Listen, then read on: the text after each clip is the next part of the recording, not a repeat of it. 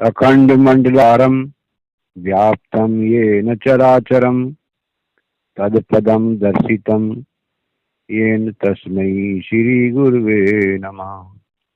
यह तन विष की बेलरी गुरु अमृत की खान, शीश दिए सतगुरु मिले तो भी सस्ता जान। सभी प्रभु भक्तों का कृष्ण कबीरा चैनल पर स्वागत है। आइए जानते हैं, चंद्रहास जी दुखों को झेलते हुए भी भक्ति मार्ग को नहीं छोड़ा। इसी से हमें भी प्रेरणा लेनी चाहिए। तो जानते हैं, केरल में एक सुधार्मिक नाम का राजा था। उनके एक पुत्र ने जन्म लिया जिसका नाम चंद्रहास था। जन्म के थोड़े दिन बाद ही इनके पिता संग्राम में वीरगति को प्राप्त हो गए और माता सती हो गई। शासन शत्रुओं के हाथ में चला गया। इस प्रकार जन्म लेते ही बड़े दुखों को झेलना पड़ा और चंद्रहास को धाय मां लेकर कुंतलपुर चली गई और वहां के मंत्री के यहाँ रहने लगी। वह मंत्री भ्रष्ट बुद्धि था। चंद्रहास अभी 5 वर्ष के ही हुए थे कि धाय मां का भी स्वर्गवास हो गया। अब वे अनाथ हो गए। चंद्रहास अपने बराबर अवस्था वाले बालकों के साथ भक्ति संबंधित रसवर्धक खेल खेला करते थे।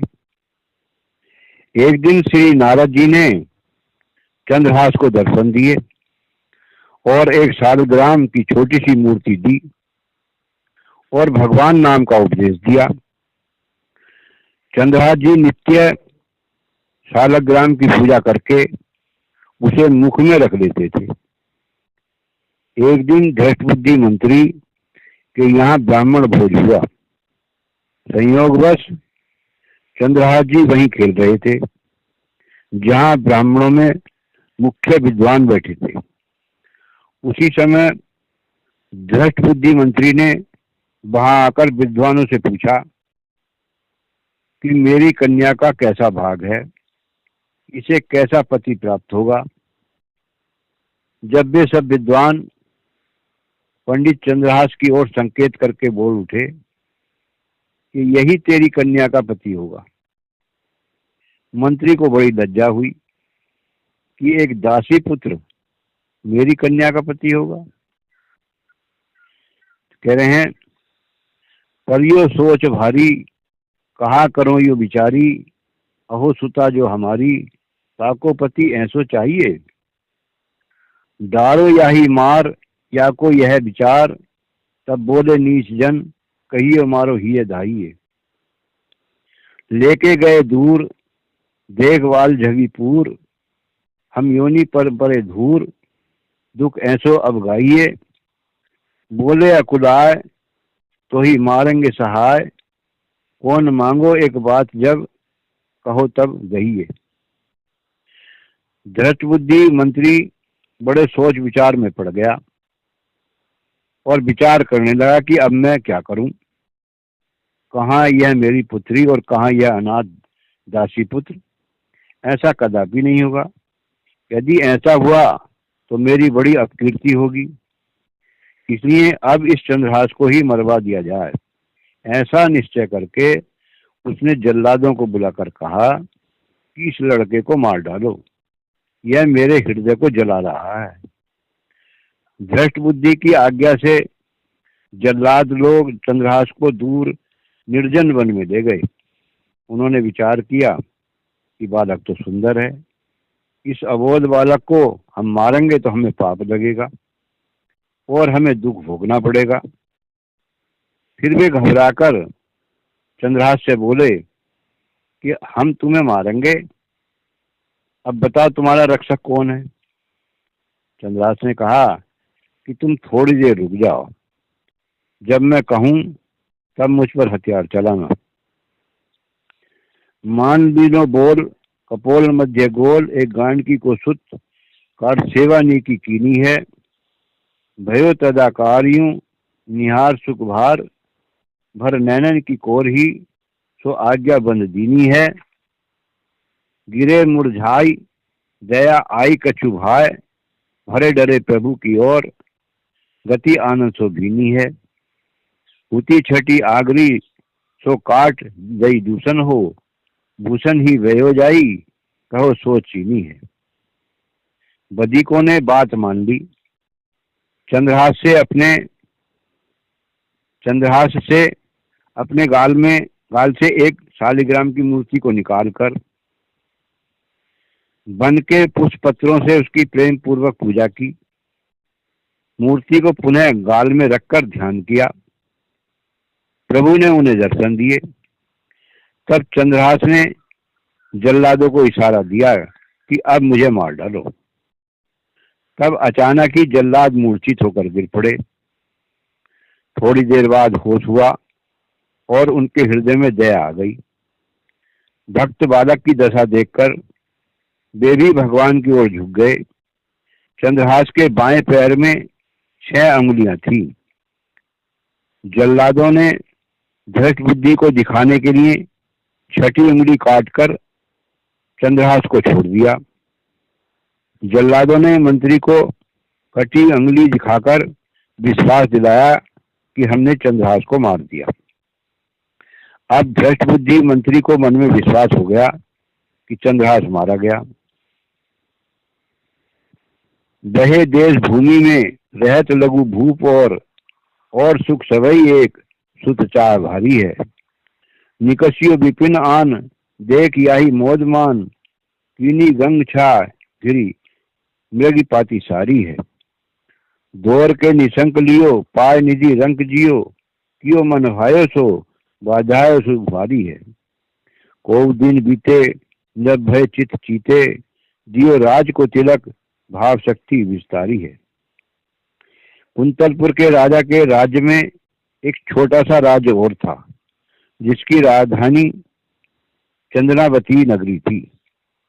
वहां का राजा कुलिंद कुंतलपुर के राजा को प्रतिवर्ष कर देता था। वह सब प्रकार के सुखों और संपत्ति से संपन्न था, परंतु उसके कोई पुत्र नहीं था। उसे एक पुत्र की बड़ी भारी अभिलाषा थी। वह उसी जंगल में होकर निकला और उस चंद्रहास को देखकर अति प्रसन्न हुआ। चंद्रावती राज्य के राजा कुलिंद ने निसंकोच दौड़कर बालक को गोद में उठा लिया और आनंद से भर गया। राजा कुलिंद चंद्रहास को घर लाकर पुत्र जन्म के समान खुशियां मनाने लगा। कुछ दिन के बाद राजा ने सोच विचार कर चंद्रहास को राज सिंहासन पर बैठाकर राज तिलक कर दिया। चंद्रहास ने राज पाकर अपने राज्य में भाव भक्ति का बड़ा भारी प्रचार प्रसार किया। रहे जाके देश तो नरेश कछु पावे नाही वहां बल जोर दियो सची पठाई के। आयो घर जान कियो अति सन्मान सो पिछान लियो वहे बाल मारो बल छाई के।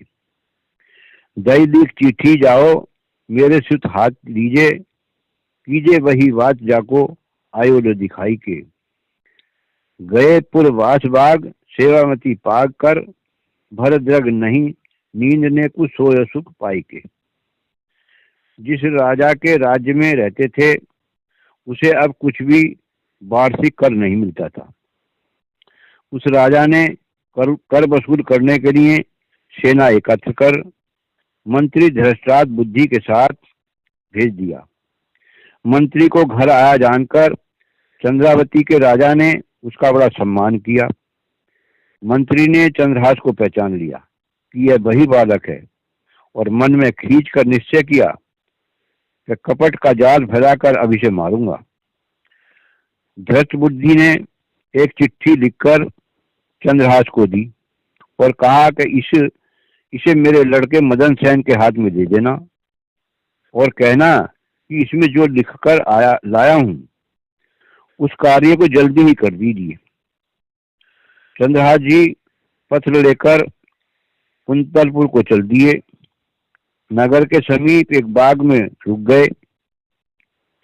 पहले तो शालग्राम भगवान की पूजा सेवा की और फिर आराम करने लगे। तब वहां पर गहरी नींद में सो गए।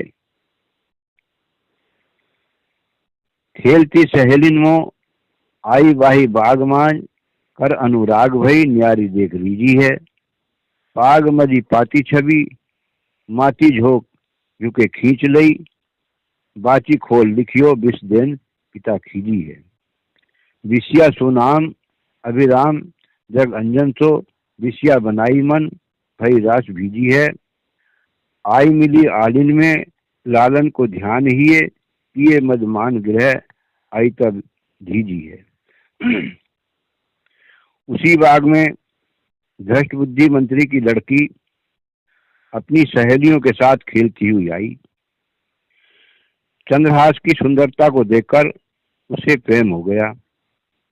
अपनी सहेलियों से अलग होकर चंद्रहास के समीप आई और चंद्रहास की पगड़ी में रखी हुई चिट्ठी को झुककर धीरे से खींच लिया और उसे पढ़ा तो उसमें लिखा था कि पुत्र मदन, इस चिट्ठी लाने वाले बालक को शीघ्र विष दे दो। यह पढ़कर मंत्री की लड़की अपने पिता पर नाराज हुई। उस लड़की का नाम विषया था।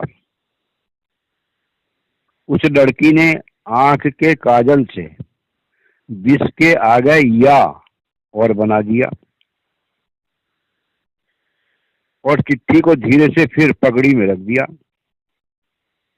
फिर मन की उमंग में मगन अपनी सहेलियों में आ मिली।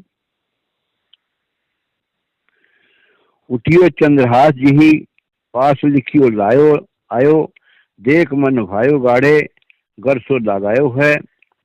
दई कर पाती बात लिखी मो सुहाती बोल विप्र धरी एक माज ब्याह उभरायो है।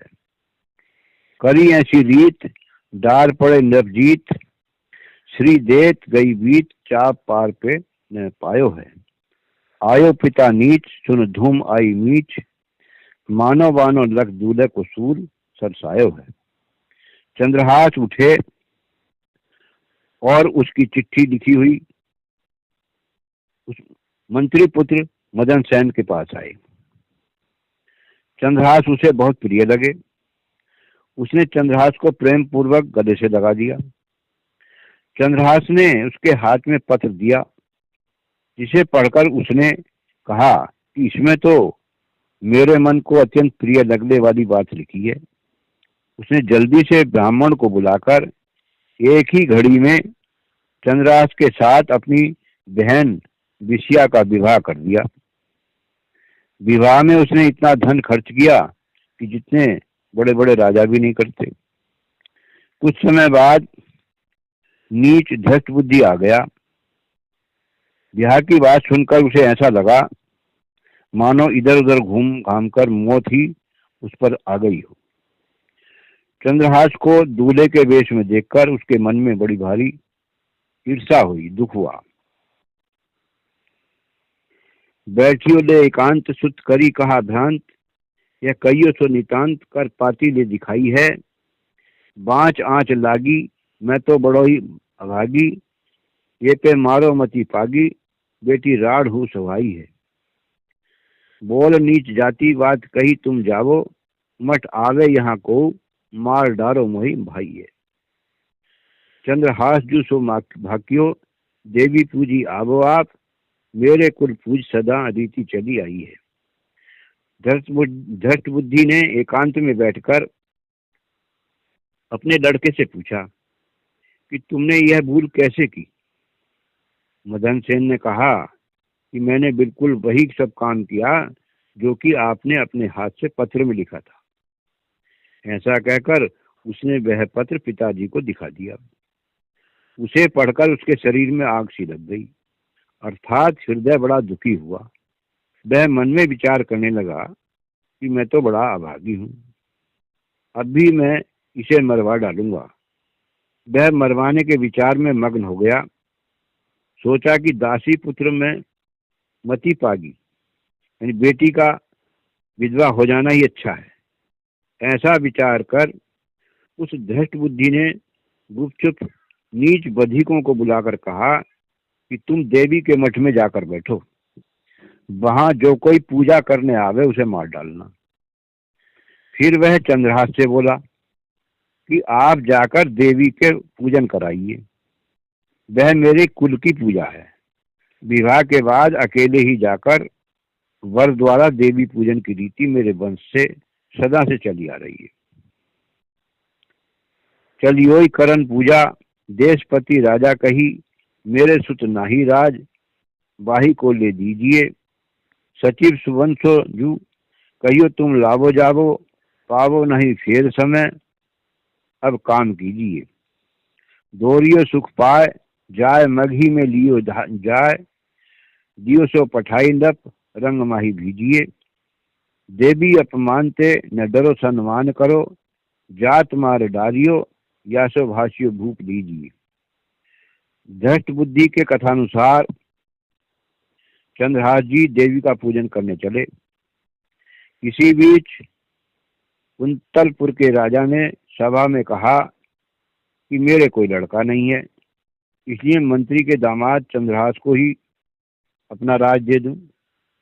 सर्वसम्मति से निश्चय करके राजा ने मदन सेन से कहा, तुम शीघ्र ही चंद्रहास जी को जाकर ले आओ, अभी शुभ घड़ी है, फिर ऐसा समय नहीं मिलेगा, इसलिए यह काम अभी ही कीजिए।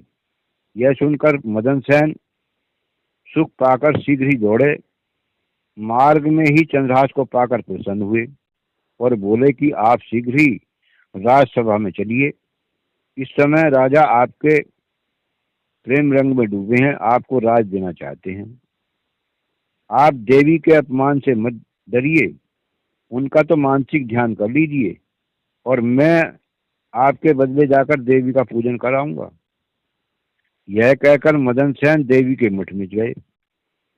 वहां जाते ही पहले से बैठे हुए बधिकों ने उन्हें मार डाला। इधर चंद्रहास जी के राजसभा में पहुंचते ही राजा ने कहा कि राज दीजिए। उन्हें राज सिंहासन पर बैठाकर राजा ने राज्याभिषेक कर दिया।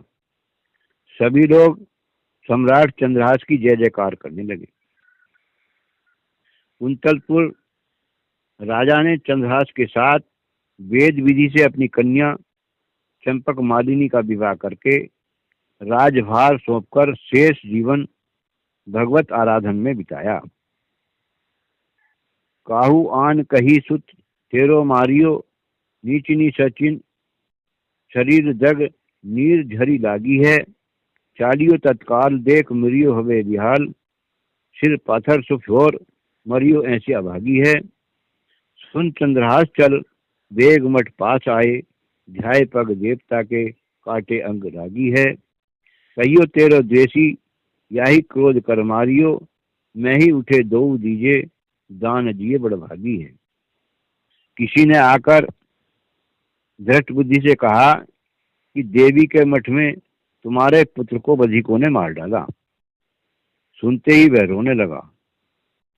उसकी आंखों से आंसुओं की धारा बहने लगी, जिससे उसका शरीर भीगने लगा। तुरंत ही वह लौटकर देवी के मठ में गया। मृतक पुत्र को देखते ही व्याकुल होकर गिर पड़ा और पत्थर पर सिर पटक पटक कर मर गया। जब राजा चंद्रहास ने यह समाचार सुना तो वे भी देवी के मठ में आए। देवी के चरणों का ध्यान करके स्वयं अपना सिर काट कर अर्पण करने के लिए तैयार हो गए। तब देवी ने कहा कि धृष्ट बुद्धि तो तुम्हारा द्रोही है, इसे तो क्रोध करके मैंने ही मारा है।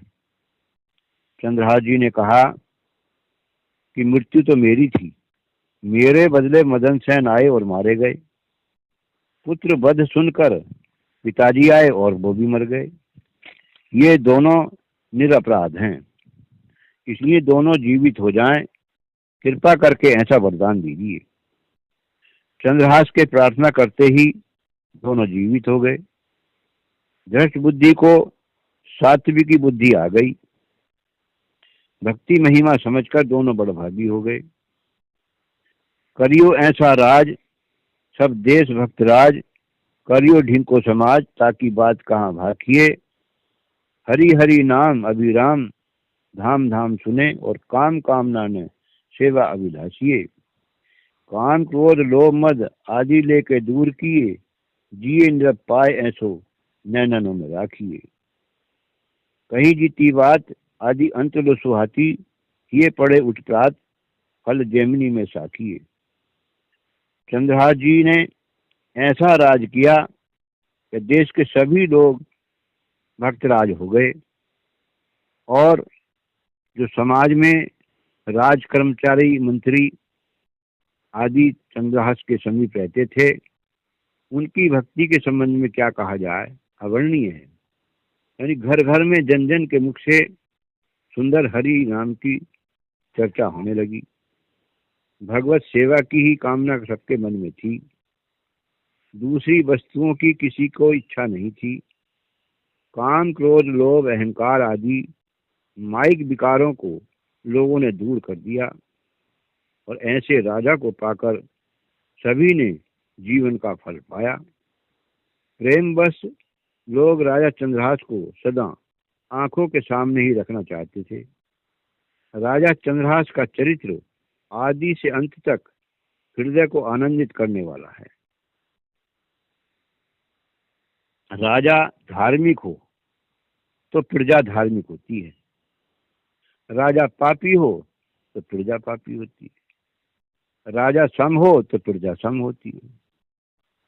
प्रजा राजा का अनुसरण करती है, जैसे राजा होता है वैसे ही प्रजा होती है। इस पे विचार करें, सुने और समझें, अपने जीवन में लाभ उठाएं। सत साहिब।